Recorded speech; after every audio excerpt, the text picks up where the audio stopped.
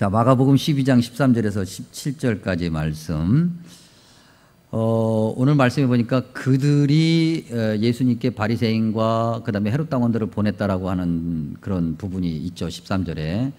그들이 누군가 11장에 가면 27절에 11장 27절에 대제사장 서기관. 서기관이 누구냐면 율법학자입니다. 그런데 주로 바리새인 중에 율법학자들이 많기 때문에 율법학자 그러면 바리새인이라고 생각해도 틀림이 없어요.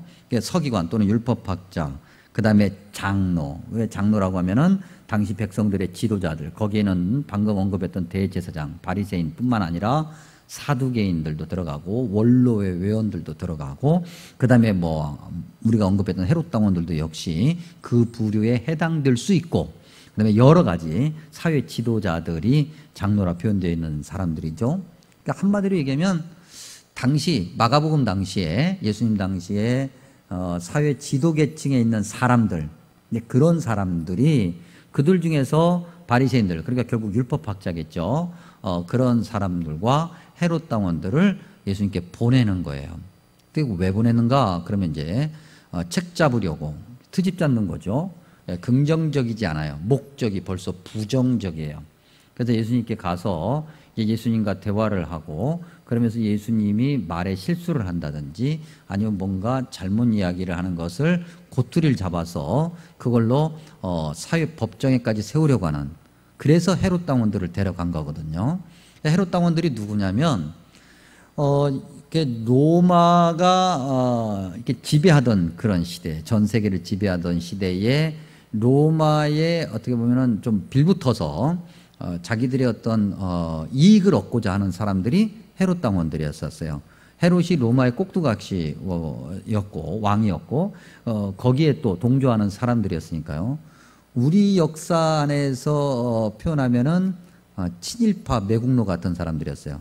이제 계속 확인하겠습니다만 사실 바리새인과 헤롯 당원들은 같이 섞일 수 없거든요. 근데 그들이 예수님께 질문한 것이 뭐죠? 가이사에게 세금을 바쳐야 됩니까? 말아야 됩니까? 얘기니까 예수님이 어떻게 대답하시느냐에 따라서 한쪽으로는 신성모독으로 가고 또 한쪽으로는 국가 어떻게 보면 반란죄 같은 거죠. 세금을 안 낸다고 하면 있을 수 없는 거니까. 그래서 헤롯 당원들이 같이 간 거예요. 여러분 우리가 이게 잘 생각했는데 책 잡으려고 하는 것이 뭐죠? 트집 잡는다고 하는 것은 내가 그 어떤 누구보다도 훨씬 더 우월한 위치에 있다는 거잖아요. 이미 뭔가 지위를 확보하고 있는 거죠. 그리고 자기의 어떤 목적과 의도에만 집중해서 그것으로 상대를 이렇게 제압하려고 하는 것이 책 잡으려고 하는 의도니까, 그런 의도 안에서 바리새인과 헤롯 당원들이 같이 갔다는 거 우리가 주목해 볼 필요성이 있죠. 거듭 말씀드리지만 바리새인과 헤롯 당원들은 사실 같이 어울릴 수 없어요. 왜냐하면 바리새인들의 뿌리는요 경건주의거든요. 말씀에 집중하는 사람들이에요. 근데 헤롯 당원들은 경건과 거리가 멀은 세속주의예요. 그리고 또 계속해서 지금 오늘 말씀은 반복이 되는 건데 하나님 외에는 다른 그 어떤 존재도 왕의 자리, 신의 자리에 갈 수가 없어요. 경건한 유대인들에게는.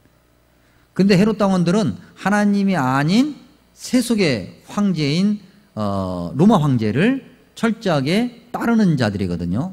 그러니까 민족적으로 보나 영적으로 보나 헤롯 당원들은 아주 굉장히 이스라엘 민족들에게, 특별히 바리새인들에게는 가까이에서는 안 되는 그런 불승분자들 같은 사람들이에요.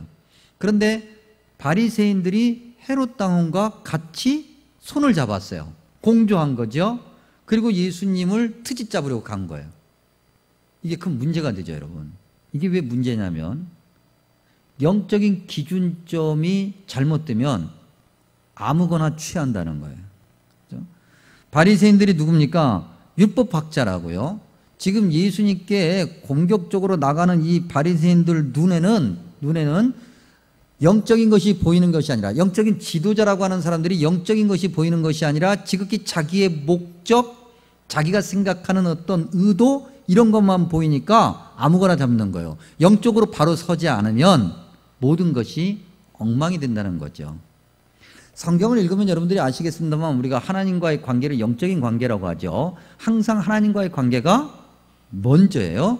그럴 때 세상과의 관계, 이것이 바로 잡히는 거예요.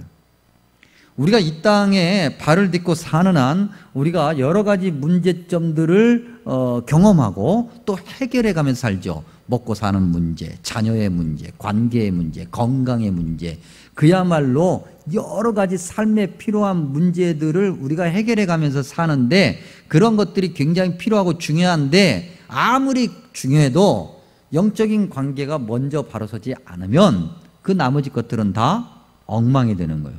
바리새인이 헤롯 왕과 손잡는 것, 그것과 다르지 않다는 거죠. 무엇이 옳고 그른지를 잘 구분하지 못해요. 좌인지 우인지, 겉인지 속인지, 앞면인지 뒷면인지 구분하지 못한다고요. 구분한다 해도 애써 아니라고 우겨. 어쩔 수 없다는 식으로 현실이잖아. 내가 뭘 어떻게 라고 하는 그런 변명 아래 그렇게 잘못된 영적인 그 걸음을 포장하려고 하죠. 바리새인과 헤롯 당원들이 찾아가는 모습, 예수님께 찾아가는 모습 속에서 우리가 그걸 봐요. 여러분, 이런 모습은 우리 안에도 있죠. 우리 안에도. 우리가 예수 그리스도를 믿고 신앙생활하는 사람들인데도 불구하고 현실의 문제 속에서 우리가 밀려서 뒤로 밀려가지고요. 우리가 하나님께 찾아갈 때 하나님이 원하시는 것부터 생각하고 가는 것이 아니라 지극히 세상의 문제, 우리의 문제, 현실의 문제를 붙잡고 내 목적을 달성하려고 주님께 찾아가는 거예요. 그러면 우리는 바리새인과 헤롯 당원들이 그런 것처럼 예수님을 책 잡으려고, 트집 잡으려고 가는 것과 마찬가지 결과를 만들어낸다는 거죠. 그게 13절의 내용이에요. 그리고 난 다음에 이제 14절에 가면 이런 즉 영적으로 잘못된 관계에서부터 출발을 하니까 잘못된 행보를 가지게 되지 않습니까? 그런 사람들이 그 어떤 진행 과정에서 어떤 태도를 가지게 될까? 14절에 보니까 이렇게 얘기하죠. 선생님이요. 예수님을 향해서 그렇게 얘기합니다. 마가복음 당시에 선생님이라는 호칭을 들을 수 있는 사람은 누군가? 유대인들의 문화 속에서 그 사람은 누군가? 아무나에게 선생님이라고 얘기하지 않아요. 영적인 거장, 엘리야가라든지 이사야 선지자라든지 이렇게 누구도 질문하지 않는 영적인 거장인 사람에게는 선생님이라고 불러줄 수 있어요. 또한 지극히 세상적으로 그 당시 사회 문화 속에서 생각해 봐도 이 바리새인과 헤롯 당원들, 그 다음에 그 뒤에 있는 배후 세력들은 사회 지도계층들이거든요. 이 지도계층들이 예수님 같이, 당시 눈으로 보면 예수님의 태어나고 예수님이 자라신 곳이 갈릴리 총구석이니까 그들 눈에는 예수님은 지극히 그야말로 촌놈이거든요. 배운 것도 없고 가진 것도 없고 집안에 무슨 가문이 좋은 것도 아니고 아무것도 아닌 자에게 이런 사회 지도계층들이 가서 아이고 선생님하고 말한다는 것 자체가 사실은 말도 안 되는 거예요. 다시 한번 우리 문화 속에서 이걸 다시 설명해 보면 뭐냐면 이 양반이 백정, 상놈도 아니고 백정에게 가가지고 아이고 선생님하고 높이는 그런 것과 비슷한 거예요. 그래 사실은 이게 지금 진심이 아니라고 하는 것이 선생님이라고 하는 이 표현 안에 담겨져 있죠. 그리고 그 다음에 이제 뭐라고 얘기하냐면 우리가 아노니 당신은, 선생님 당신은 참되고 아무것도 꺼리는 일이 없으시니, 흠이 없다는 거예요. 완벽하다는 거죠. 그 정도로 내가 당신을 잘 알고 있고 당신을 높여드리고 당신을 존경합니다라고 말은 하고 있는데, 또 계속해서 보면 이는 사람을 외모로 보지 않고 오직 진리로서 하나님의 도를 가르치시기 때문에. 여러분, 사람을 외모로 보지 않는다라고 하는 표현은 구약에 있죠. 이때 사람을 외모로 보지 않는 분은 누굽니까? 누구죠? 누가 사람을 외모로 보지 않는다고 성경에 기록되어 있죠? 하나님이. 마스크를 쓰고 계시기 때문에 여러분들이 입을 이렇게 얘기를 해도 제가 못 알아봐요. 그러니까 입을 크게 열어서 대답을 하시든지 아니면 고개를 끄덕거리시든지. 하나님이 근데 예수님이 그렇게 얘기하는 것은 이들이 예수님을 하나님과 같은 존재인 것처럼 여기겠다는 거잖아요. 그리고 예수님을 아주 굉장히 높은 곳에 올려놓고 있고 자기들은 아무것도 아닌 것처럼 나잔 그런 가장된 겸손을 가지고 있어요. 여러분 우리가 그렇죠. 우리가 한번 잘못 시작하면 그 다음 그려진 것이 아주 이게 가장 굉장히 뭔가 자기 자신을 감추고 거짓된 위선적인 겸손 이런 것들로 포장하죠. 자기의 어떤 믿음의 자리가 지금 잘못되어 있는데 영적으로 분명히 지금 문제가 있는데 아닌 것처럼 그 나도 당신하고 한패입니다. 당신하고 한편입니다. 이런 것처럼 가장하는 모습을 가지게 돼요. 여러분 그들이 썼던 단어들도 우리가 좀 주목해 봐야 되는데 그들이 뭐 이야기하기를 사람을 왜 물어보지 않는다라고 하는 이런 표현, 그 다음에 진리라고 하는 단어, 하나님의 도라고 하는 단어 이런 것들을 언급해요. 이런 것들은 뭐냐면 신앙의 언어들이거든요. 믿음의 화법이라고요. 그러니까 선생님 예수님께 가서 나도 교회 열심히 다니고 있고요. 나도 성경을 잘 알고 있는데요. 참 선생님 대단하십니다. 라면서 이야기하는 거죠. 사실 말은 그렇게 하는데 속은 이미 다르잖아요. 우리의 모습 속에서도 그런 모습들이 있지 않을까 싶어요. 우리가 교회를 오래 다니고 예배를 드리고 그 다음에 기도도 하고 찬송도 할 줄 알고 또 교회 안에서 직분도 바뀌고 그러기 때문에 우리가 쓰는 단어들이 종교적인 언어고 성경적 용어고 성경적 표현들을 쓰기는 쓰지만 사실 우리의 속은 우리의 목적, 관심 이런 것들을 가지고 예수님을 향해서 한번 트집 잡아볼까 하고 그렇게 신앙생활하고 있지는 않은가? 아유, 우리가 언제 예수님을 트집 잡아요? 감히 우리가 어떻게 예수님을 트집 잡을 수 있겠어요? 라고 말은 하겠지만 사실 우리가 신앙생활하면서 그러잖아요. 정말 주님이 원하시는 것, 주님이 바라시는 것 이런 것에 귀를 기울이기보다는요 주님께서 나를 위로해 주시나 그렇지 않는가, 내 형편을 알아주시나 그렇지 않는가, 내가 듣기 좋은 이야기인가 아니면 듣기 싫은 얘기인가 이런 것들에 관심이 있다면 우리는 예수님을 향해서 트집 잡는 거나 마찬가지예요. 조금 있다 보면은 예수님을 시험한다라는 표현이 있거든요. 거기서도 마찬가지 의미가 담겨져 있어요. 그러니까 뭔가 자기의 목적으로 신앙생활하고 자기의 현실부터 바라보고 있고 자기의 생각으로 주님께 다가가는 자들이 뭔가 위선의 장막을 치는 거죠. 그리고 주님께 가요. 그리고 묻기를 가이사에게 세금을 바치는 것이 옳습니까? 옳지 않습니까? 그리고 15절에는 우리가 바쳐야 됩니까? 말아야 됩니까?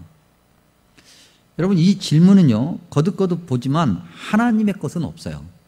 오직 가이사의 것만 있어요. 그렇죠? 가이사에게 세금을 바쳐야 됩니까? 말아야 됩니까? 이건 이미 자기의 목적을 가지고 이미 질문을 가지고 있고 답도 정해놓은 거잖아요. 자기 것만 있는 거예요. 자기 것. 하나님의 것이 없어요. 우리가 하나님께 다가갈 때 이런 모습으로 다가간단 말이죠. 이런 모습을 주님께서 두 가지로 표현하시는데 하나는 외식한다라고 표현하고 있고 하나님은 나를 시험한다라고 표현해요. 외식한다. 외식이 뭐예요, 여러분? 외식이 뭐죠? 설마 밖에 나가서 밥 먹는 걸 외식이라고 하시면 안 됩니다. 그렇죠? 여기서 외식은 겉과 속이 다른 거잖아요. 믿음의 모습을 가지고 있어요. 믿음의 어떤 그런 포장된 모습을 가지고 있는데 실상은 자기의 목적으로 가득 차 있다는 거죠. 그러면 우리가 바꿔서 우리가 외식하지 않으려면 어떻게 해야 돼요? 외식하지 않으려면 너무 어려운가요, 질문이? 주님께서 이 외식하는 자들아 라고 얘기하실 때는 그래 너는 외식하는 자들이니까 계속 외식해? 그런 의미가 아니잖아요. 외식하지 말라는 거니까 우리가 외식하지 않으려면 즉 겉과 속이 주님이 원하시는 모습으로 채워지려고 하면 어떻게 해야 될까? 말씀 봐야죠. 그리고 말씀에 비추인 우리를 자꾸 바꿔야 되겠고 우리가 100% 완벽해질 수는 없어요, 여러분. 우리가 뭐 100% 외식으로 또 벗어나서 겉과 속이 주님이 원하시는 대로 똑같은 그걸 기대하는 것 자체가 사실은 교만일 수 있어요. 그러나 말씀을 읽고 말씀에 내가 어떻게 비추는가를 보고 자꾸 그것을 고쳐가려고 하고 말씀에 순종하고 그 말씀 붙들고 기도하고 거기서부터 출발하려고 하면은 최소한 그 외식의 정도를 줄일 수는 있지 않겠어요? 어쩌면 지금 한국교회가 세상으로부터 자꾸 손가락질 받고 지탄을 받는 이유는 바로 이런 것 때문이죠. 겉으로는 신앙의 모습이 아주 그냥 번지르하고 화려하고 말이죠. 성경책은 옆에 끼고 가는데 속은 우리의 목적으로 가득 차서 주님이 내게 원하는 말씀을 하시나 안 하시나는 것을 확인하려고 하는 우리의 어리석음. 그러니 결국 우리가 외식하는 자가 되고 말고 세상으로부터 손가락질 받죠. 정말 한국교회가 또 그 그리스도인들이 이 외식으로부터 벗어나기 위해서 몸부림치면서 고군분투하는 모습이 얼마나 있을까? 오늘 이 시대에 말이죠. 정 안 되면 철저하게 위선을 떨어서 안 들키기라도 하든지, 뭐 그렇다고 해서 뭐 그게 정당화한다는 얘기는 아니고요. 그런데 다 남들 하게끔 다 드러내고 말이죠. 자기 속 다 드러내고 이러한 모습으로 우리가 신앙생활하고 있지는 않은가.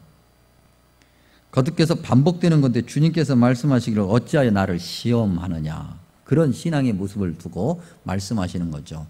이 시험이라는 단어가 이게 헬라어로 페이라조라고 하는 단어인데, 이 굳이 헬라어 발음을 언급하는 이유는 이 단어가 가지는 주어가 있어요. 이 주어가 하나님이어야 돼요. 그러니까 하나님이 시험하시는 거죠. 하나님이 우리를 시험하시는 거예요. 하나님이 우리를 시험하신다고 할 때는 긍정적인 의미입니다. 우리가 좀 더 실력을 잘 쌓고 좀 더 나은 미래를 가지게끔 하기 위한 훈련의 목적 같은 거예요. 그런데 이 페이라조의 주어가 바뀌는 경우가 있어요. 누구에게 바뀌냐면 사탄으로 바뀌는 경우가 있습니다. 우리가 마가복음을 읽고 있으니까 마가복음 1장 13절에 가면 예수님께서 광야에서 누구에게 시험을 받는다고 기록되어 있냐면 사탄에게 시험을 받는다 그랬어요. 그거 페이라조예요. 이때는 부정적인 거죠. 우리의 어떤 믿음을 갉아먹게 하는. 그러니까 결국 이 페이라조라고 하는 단어는 원래는 하나님만을 주어로 가져야 돼요. 근데 뭐 100번 1000번 양보해서 사탄이 주어로 등장할 수도 있어. 그래서는 안 되지만. 그런데 어떤 일이 있어도 페이라조의 주어가 될 수 없는 것이 있는데 그게 뭐냐면 사람이에요. 우리예요. 우리는 절대 이 페이라조의 주어가 될 수 없어요. 바꿔 얘기하면 우리가 하나님을 시험할 수 없단 말입니다. 그런데 이렇게 믿음의 어떤 출발이 잘못되면 자기의 목적과 의도를 가지고 신앙의 모습으로 그걸 포장하고 그렇게 주님께 나가면 우리가 주님을 시험하는 꼴이 될 수가 있다는 거죠. 아까도 언급한 것처럼 말이죠. 주님 앞에 나가서 주님의 말씀을 듣고 우리가 무엇을 해야 될까 말씀에 순종하면서 외식의 자리에서 벗어나려고 애쓰는 것이 아니라 오히려 우리가 주님을 테스트해요. 주님께서 잘 대답을 하나 그렇지 않나, 내가 원하는 대답을 하나 그렇지 않나를 확인한다는 거죠. 그리고 주님께서 정말 나를 위로해 주시는 그런 말을 하시나, 나를 알아주는 말씀을 하시나, 내 형편이 지금 이런데, 내 상황이 이런데 그렇지 않나. 그래서 듣기 좋은 이야기가 나오면 은혜를 받고 듣기 싫은 이야기가 나오면 은혜가 안 되고, 그래서 은혜를 내가 취사 선택하는 그러한 모습들, 그게 다 시험하는 거예요. 하나님을 시험하는 거예요. 우리가 감히, 사람이 하나님을. 주님께서 이제 이런 어떤 의도를 다 파악하고 계시죠. 그래서 이 바리새인과 헤롯 당원들을 향해서, 그 다음에 주변에 몰려있는 사람들을 향해서 말씀하시기를, 야, 데나리온 하나를 가져와봐. 15절에 기록되어 있죠. 그리고 16절에 이 형상과 이 글이 누구의 것이냐. 참 성경을 읽다 보면 예수님이 굉장히 엄하고 냉정하고 그러실 때도 있지만 참 인내심이 정말 좋다라고 할 때도 많이 있죠. 말씀 묵상하면서 생각해 봤어요. 뭐 저 같으면, 나 같으면 어떻게 할까? 근데 바리새인과 헤롯 당원들의 그 속이 뻔히 드러나잖아요. 뻔히 의도를 알고 있으니까, 야, 니까 것들이 거기서는 확 밀어내겠는데, 예수님은 그렇지 않죠. 그 영혼을 다시 긍휼하게 여기시면서 그들에게 다시 훈육을 하시는데, 꼭 상황을 재구성해보면 이런 거예요. 막 의도를 가지고 예수님께 와가지고 말이죠. 속이 빤히 보이는데 그렇게 이야기하면서, 대단하신 주님 하면서 이렇게 이야기하는 그 모습을 보고 예수님께서, 야, 이 외식하는 녀석들아, 왜 나를 시험하느냐. 그래 놓고서는, 아휴, 야, 이리 와봐. 그러면서 다시 이제 앉혀놓고 이야기를 하시는 거죠. 야, 동 좀 봐봐. 이 데나리온은 이제 우리가 생각하는 오늘날 이 100원짜리, 500원짜리 이런 좀 단위수가 낮은 그런 동전이 아닙니다. 이 데나리온은 당시에는 뭐 지폐라는 게 없었으니까 동전 그 자체가 거기에 매겨져 있는 값에 의해서 가치를 발휘하게 되는데, 여러분 오늘 우리가 가지고 있는 돈들 말이죠. 뭐 지폐가 되었던 동전이 됐던 그 돈에 새겨져 있는 형상이라는 게 있죠. 인물이 있고 거기 어떤 글씨도 있고 말이죠. 이런 어떤 기원이 이 로마 시대의 화폐에서 다 기원이 되는 건데, 이 예수님 당시에 마가복음 당시에 로마 황제가 누구냐면 디베리우스거든요. 이 디베리우스의 얼굴이 동전에 새겨져 있어요. 그러니까 그때 황제에 따라서 달라져요. 황제가 다른 사람이면 그 다른 황제의 얼굴이 거기에 새겨지게 되는 거죠. 그리고 이제 뭐라고 기록되어 있냐면은 신의 아들 황제 누구누구누구 이렇게 기록되어 있는 거예요. 그러니까 이 마가복음 당시에는 신의 아들 황제 디베리우스 이렇게 기록되어 있죠. 여러분 여기서 이 문구 신의 아들이라고 하는 이 문구는 무엇을 얘기하냐면 곧 황제가 신입니다 이런 얘기예요. 그러니까 디베리우스가 신인 거예요 그때 당시. 그리고 그 얼굴이 기록되어 있어요. 이제 그걸 주님께서 확인시켜 주시는 거죠. 그리고 난 다음에 이제 말씀하시기를, 야, 가이사의 것은 가이사에게, 하나님의 것은 하나님에게 바쳐라고 말씀하시는데, 우리가 이제 이 부분을 좀 설명이 필요해요. 여러분 우리가 17절에 보면 가이사의 것은 가이사에게 바치고 하나님의 것은 하나님에게 바치라고 되어 있잖아요. 이 바친다라고 하는 단어, 이 바친다라고 하는 단어는 다시 돌려드린다, 원수 갚는 게 아니고요.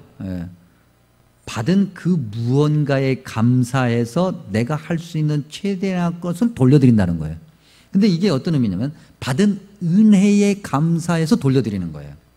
가이사의 것은 가이사에게 바치라고 하는 것은 무슨 의미냐면 가이사의 은혜를 받았다고 생각하면 그 은혜에 합당한 가격을 다시 돌려드려라 이런 얘기예요. 누구에게? 가이사에게.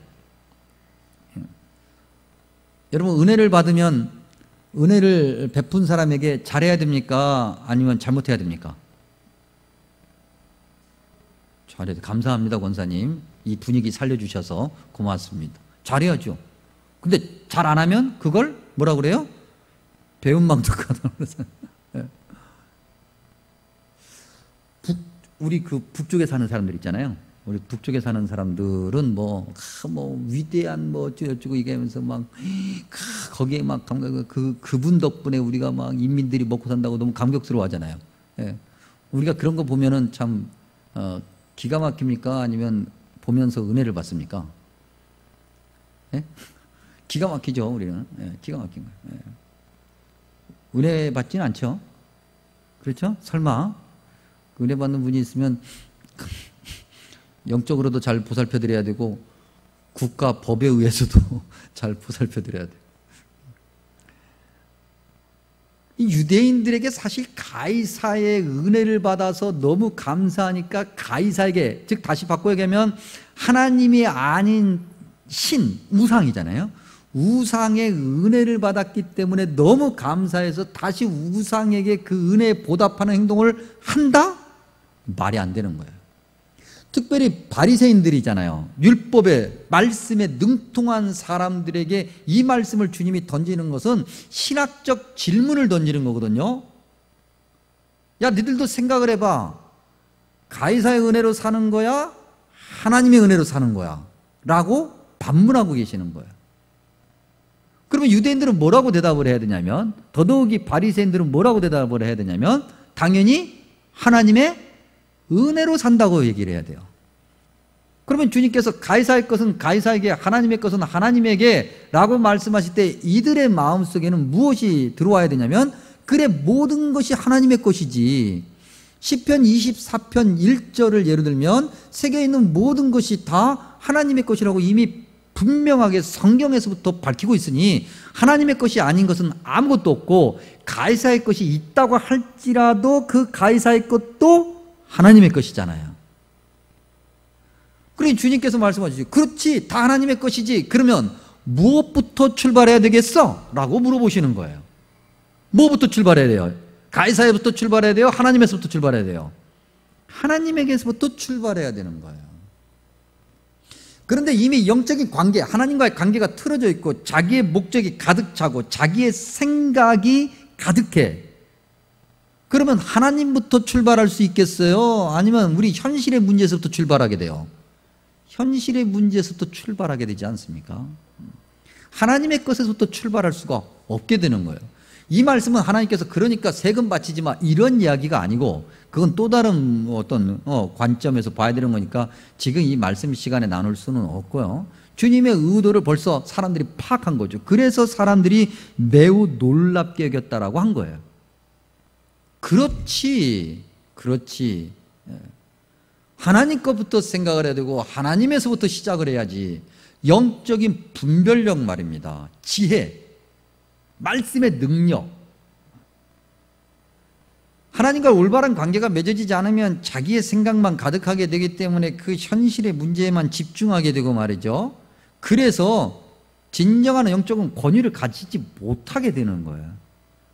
그래서 잘못된 모습으로 가게 되죠. 신앙 안에 있고 신앙의 언어를 사용하고 믿음의 화법을 사용해도 그건 그냥 자기를 정당화시키는 장식품에 지나지 않는 거예요. 정말 하나님이 원하시는 것에 집중하지 않아요. 가이사에게 세금을 바치는 것이 옳습니까? 아닙니까? 해야 됩니까? 말아야 됩니까?는 하나님의 것이 없잖아요. 거기는 하나님의 것이. 그러니까 가이사부터 시작할 것이 아니라 하나님에게서부터 시작되는 거예요. 우리가 말씀을 조금 더 한 걸음 더 나아가 설명하면 우리 현실의 문제에서 시작할 일이 아니라 하나님의 말씀에게서부터 시작을 해야 돼요, 여러분. 우리말에 그 첫 단추를 잘 깨야 된다는 얘기가 있지 않습니까? 요즘에 뭐 패션이라고 해가지고 뭐 단추 잘못 껴가지고 비틀어져가지고 비대칭으로 옷 입고 다니는 사람들도 뭐 있는 것 같긴 한데 그러면 되게 불편할 것 같아. 예. 이 단추가 잘 꿰어져야 나머지 것들이 잘 꿰어지지 않겠어요? 근데 단추를 잘못 꿰고 쭉 가면 예를 들어서 옆에서 야 단추 잘못 꼈다. 아니야 잘 꼈어. 계속 그러고 살면 얼마나 불편해요. 우리가 영적으로 바르게 쓰고 하나님과의 관계를 바르게 하고 거기서부터 출발을 하고 그 영적인 분별력, 말씀의 지혜와 능력으로 시대를 봐야 되고 세상을 봐야 되는 거예요. 우리의 현실을 보고 말이죠. 그럴 때 즉 1, 2, 3, 4가 제대로 갖춰지는 거예요. 그렇지 않으면 뭔가 얻어지는 것 같고 뭔가 누릴 수 있는 것 같고 뭔가 가진 것 같지만 그것이 결코 세상으로부터 존경받을 만한 무거움일 수가 없어요, 여러분. 그러면 어떤 사람이 정말 이렇게 진중하고 무겁고 권위도 있고 그러면 사람들이 손가락질을 합니까? 아니면은 그 사람 앞에서 저절로 허리를 숙입니까? 존경을 표현하잖아요. 근데 그냥 말하는 것마다 가볍고 그냥 이리 뛰고 저리 뛰고 그러면 그 사람을 다 사람들이 무시하게 되잖아요. 그러니까 우리는 예수님을 믿는 우리는 말이죠, 여러분. 그러니까 좀 뭐라고 할까요? 좀 이런 의미에서는 좀 아닌 척이라도 해야 돼. 아닌 척이라도. 실제로는 막 불안하고 염려스럽고 말이죠. 실제로 막 그런다 할지라도 아닌 척이라도 해야 되는 거라. 아닌 척이라도. 야, 너는 어떻게 이렇게 이런 상황에서 태평하냐? 교회 다니잖아. 주님께서 다 알아서 해주시. 걱정하지 마. 그리고 이제 집에 들어가서 이불 뒤집어 쓰고 불안해가지고 덜덜 떨면서 하나님 이러다가 우리 망해요. 나 죽을 것 같아요. 나 힘들어요. 나 어떻게 하면 좋아요. 그렇게 한다 해도 남들 앞에서는 좀 아닌 척이라도 좀 해야 된다는 거죠. 영적으로 무거워야 돼요. 권위가 있어야 돼요. 정말 주님이 원하시는 것이 무엇인지를 먼저 자리 잡아야 되는데 우리가 그렇지 못해요. 그러면 세상이 어떻게 생각하냐면 가벼운 존재라고 생각을 해요. 그리고 불쌍하고 혀를 차죠. 오늘 교회가 이런 대접을 받고 있지는 않은가. 오늘 설교 제목을 불쌍하기까지 한 가벼움 이렇게 잡아봤거든요. 오늘 세상이 교회를 그렇게 보고 있지는 않은가. 세상이 우리 예수님 믿는 저와 여러분을 그렇게 보고 있고 그렇게 평가하고 있지는 않는가. 주님께서 이 마가복음 12장까지 오시기 훨씬 전에 이미 답을 해 놓으셨어요. 그것이 마가복음 8장에 있는 건데 우리가 잘 알고 있는 말씀이에요. 마가복음 8장 34절에 주님께서 뭐라고 말씀하십니까? 누구든지 나를 따라오려거든 자기를 뭐하라고요? 부인하고 버리라는 거예요. 내다버리라는 거예요. 자기의 목적, 생각, 의도, 현실의 문제들까지도 다 일단 버려. 일단은 버려. 그 다음에 뭐라고 그랬어요? 자기 뭘 져요? 십자가. 십자가는 또 다른 무거움이에요. 그러나 그 무거움이 세상의 무거움과는 비교될 수 없는 우리를 존경하게끔 하는 우리의 영적 권위를 단단하게끔 하는 결국에 우리가 주님으로부터 칭찬받게끔 하는 그러한 무거움이죠. 그 십자가를 지고 나를 따를 것이라 그랬어요.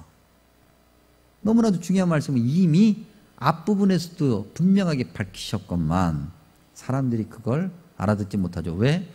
자기 것이 가득하니까. 그래서 오늘 우리는 이 말씀을 마치면서 마가복음 8장 34절을 다시 한번 읽어보는데 누구든지 나를 따라오려거든 자기를 부인하고 자기 십자가를 지고 나를 따를 것이니라. 아멘. 기도합니다.